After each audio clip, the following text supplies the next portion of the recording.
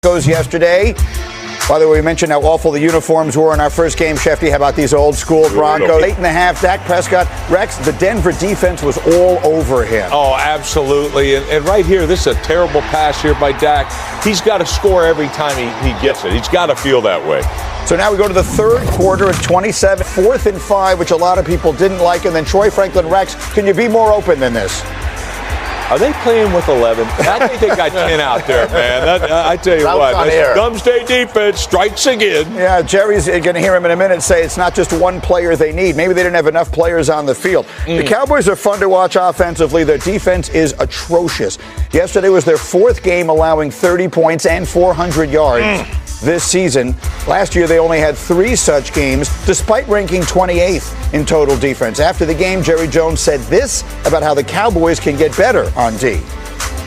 A loss is discouraging, but as far as my temperament, if I saw a proposition for us to help this team, no matter what this score was today, then I would look at it on the merits of helping this team. So I'd have to answer your question, no, today would not affect a decision on trading for a player. We one player away on defense. I think we're not. I think we're more than that away, but what we're closer to than it looks in my mind is executing better on defense. Executing better on defense. I'm all for the execution of that defense. And I got to tell you something. Yeah. Like, this is, it's got to be difficult for an offense coordinator. Tell me going what. Against this outstanding defense. Because you got to decide, are you going to run it or are you going to pass it? And that, to me, tough decision. Very tough. Very tough. I mean, I'm surprised they don't get a lot of delay of game penalties, to be honest with you. They're that bad. I mean, right? They're absolutely atrocious. I'm rooting for them is excruciating. I mean, it's excruciating to watch them and just watch their defense be as incredibly bad as it was. They're on pace, or they've given up 250 points so far this season, midway through the season. Right. Anytime the defense has performed like this in the past, they've been below 500 and they haven't made the playoffs. And this is the problem. There are weeks where the Cowboys look so strong offensively and they come out defensively and give up plays like this repeatedly. And you can't be a certifiable, viable playoff contender if you're playing defense like this on a regular basis. Listen, Greeny, you and I get to work with Rex, on Sundays as well. We know his feelings about this Dallas defense. This defense might even be worse than Rex feels about them. To put this in perspective, to say it was uncompetitive would be an understatement. There's nobody in these frames on these routes. Like, again, running at 10 yards a carry. J.K. Dobbins, 180 yards rushing. We showed the toss crack. I don't think they're touching R.J. Harvey on these plays. And by the way, they just didn't do it once. It was like, hey, we're going to line up in the same formation and do it again and again and again. And I can't tell you how many third and longs looked like such easy conversions. It didn't make sense. And again, to your point, Rex, Shoddy, he's got to flip it. He's got to become Dan Campbell.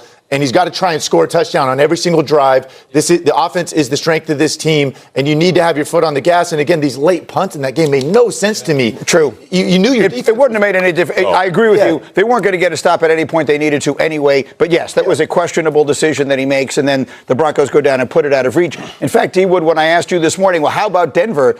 You were making the point, against that, you can't even say their offensive woes are cured after they look pretty bad against the Jets and 3 terrible quarters against the Giants, because the Cowboy defense is just that bad. Yeah, they're that bad. And I think that's really the biggest question coming out of the game is okay, is Bo Nix, is this the real Bo Nix or not? Because the Dallas defense can give you a mirage out there of sorts. Yes. But listen, the way Bo Nix played, this was the best Bo Nix has played all season long. This running game really came to life. And I will say this, even when you play against a bad defense, sometimes it can jumpstart you. And so we're going to see with the combination of how they play offensively and how great their defense is. Boy, now we're going to have an interesting discussion in the AFC West with the Kansas City Chiefs.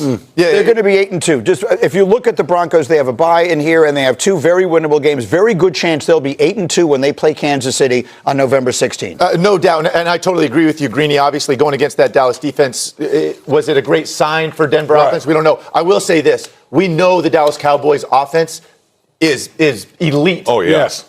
this was the best defensive performance we've seen. I mean, Denver shut them down yesterday. Obviously, Dak with the 2 picks really limited him and got after him. So, I mean, you got to be encouraged. We'll have a lot more on them as we go. Usually Mondays are just about the NFL group.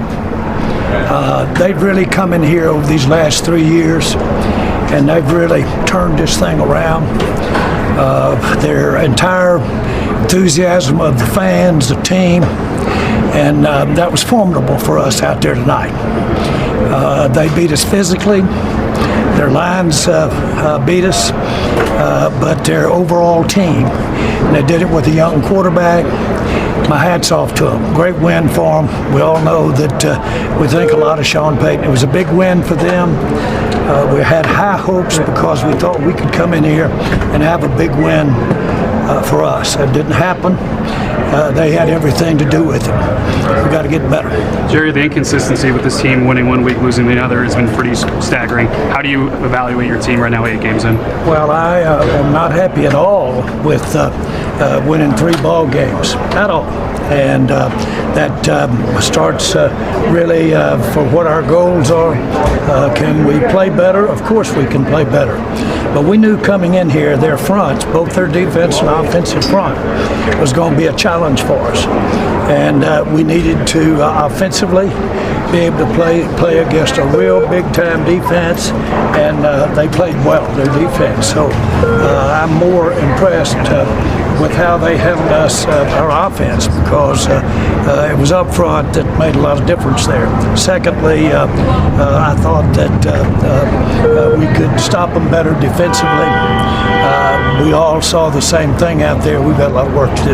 Your defense showed some strides against the Commanders. Your defense played better against the Commanders. Did that make it even tougher to watch, the fact that they couldn't play well at all today? Well, at this juncture, you would look at it from the standpoint of how do we go forward and how do we play better. And again, I've said all along, you've got to, out there, you've got to step up and against the running game. I think we had 10 or 11 plays at almost the half or halfway through the second quarter, over 10 yards or more and play. And we got to come up and do a better job of run stopping. We knew that if we didn't do that on that front, that it was going to be a long day for us, and that's what it was. A lot of penalties hurt you, to Jerry. Lose to the Broncos again. It's their 8th straight loss against Denver, tying their longest streak against any team in franchise history. The last Cowboys win against the Broncos, 1995. That was a game that had both Troy Aikman and John Elway. Long time ago. All right, so let's turn to this one, Coach. Look, this was supposed to be a matchup between a top defense and a top offense. Broncos D, Dallas offense. Yet the Broncos crushed them. What was the key to crushing? Well, I think the key was obviously this. When you're Sean Payton, you put together a football team, you have a young quarterback, you want to play good defense, and you make the point. The Broncos defense doesn't give up a lot of points. They gave up a lot of points. They gave up 24. Yeah. But generally they only give up 18. But with that being said, they scored 44. So this was a game when you really look at it. If you're the Dallas Cowboys, you go on the road to play the Denver Broncos, your mindset is real simple. We got to outscore these guys. We got to make it a scoring game. Well, it was a scoring game, but Denver did all the scoring. And they shut the #1 offense in the National Football League out for the most part. Dallas scored some points. It's 24 points, you would think. But that's not the Denver scored 44. And so when you think about what they just did to the Dallas Cowboys, the hottest offense in the National Football League, they held them to 24 points and then turned around and scored 44 on them. Wow. So still, Dallas is still looking at the season like we can try to make the playoffs. At least I believe they're looking at that. How do they do that at this point?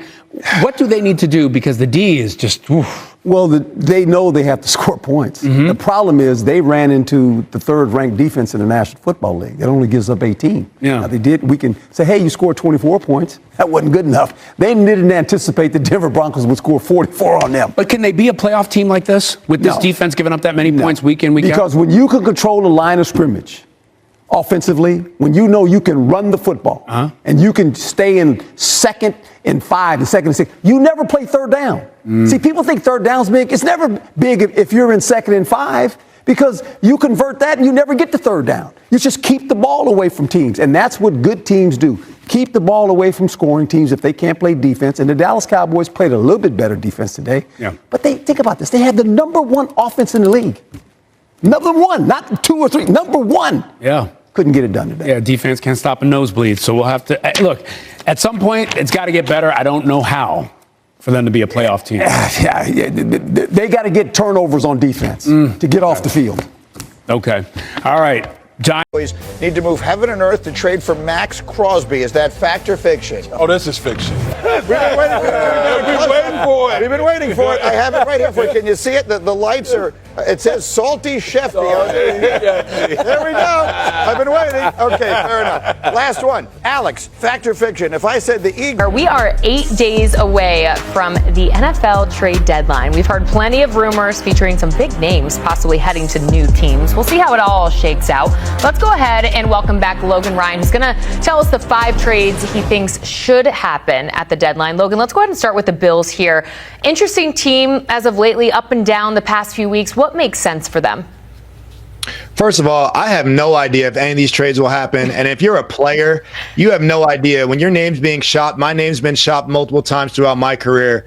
It's who knows. It's anybody's up for game if your team's not. Crosby are the Cowboys. Are we going to see him in a Cowboys jersey? What do you think? Hey, just when you're agent and they say we're absolutely not trading Maxx Crosby, I've seen trades happen.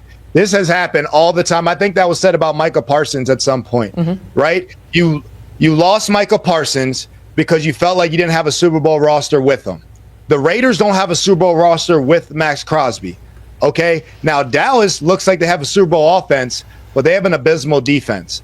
Why not take all the acquisitions, all the package you got from Micah Parsons, and just ship that to a Maxx Crosby? Him having a star on his head would make so much money for that franchise just because of the type of player he is, the motor he plays with, his ability to play the run game and the pass game. And if you're the Raiders, this is your most coveted piece. And I get it. It's not working out. And you need to acquire draft picks in order to get the quarterback if Geno Smith's not the quarterback. So if you're looking to the future and you got to trade Maxx Crosby for 2 first-rounders, that can help you get the young franchise quarterback, which you need in order to turn around a franchise. The quarterback is more important than the pass rusher. I know Maxx Crosby is like untouchable because he is that level of dude, but you might have to consider doing that because look at that division. How do the Raiders even compete in that division in the future when you have the Chargers with Justin Herbert? You have Bo Nix in Denver. And by the way, you have Kansas City Chiefs who are still playing well. So I think they need to shake it up, that entire franchise, move Maxx Crosby for the picks, and look for the quarterback in the future. Some great points there. We'll see if the Cowboys make a big splash there. Logan Ryan, always great to see you. Incredible insight as always.